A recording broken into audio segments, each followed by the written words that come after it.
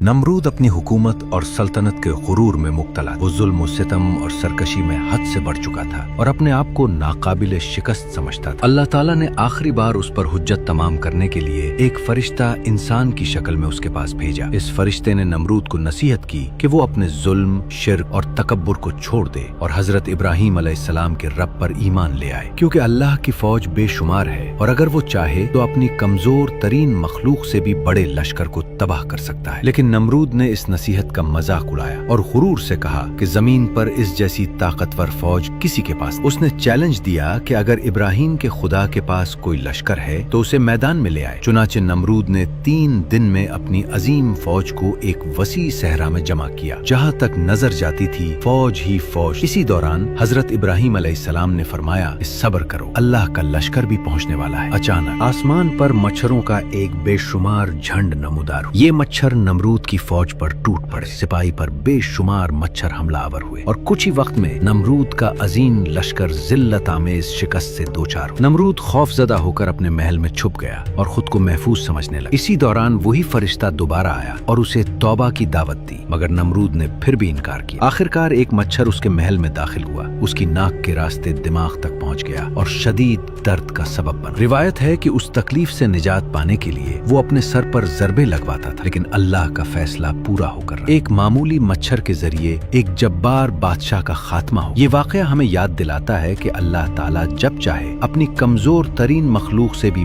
बड़े ताकतवर को मगलूब कर देता है। गुरूर इंसान को अंधा कर देता है, जबकि आजिज़ी और ईमान ही कामयाबी का रास्ता है। कुरान हमें सिखाता है कि जो लोग मक्र तकब्बुर करते हैं आखिरकार खसारे में रहते हैं। इसलिए हमें चाहिए कि हम हमेशा अल्लाह की कुदरत को याद रखें, आजिज़ी इख्तियार करें और हक को पहचान कर उस पर अमल करें। अगर ये वाकया आपके लिए सबक आमोज हो तो वीडियो को लाइक, शेयर और चैनल को सब्सक्राइब करना ना भूलें। जज़ाकुमुल्लाहु खैरन कसीरन। वस्सलामु अलैकुम व रहमतुल्लाहि व बरकातुहू।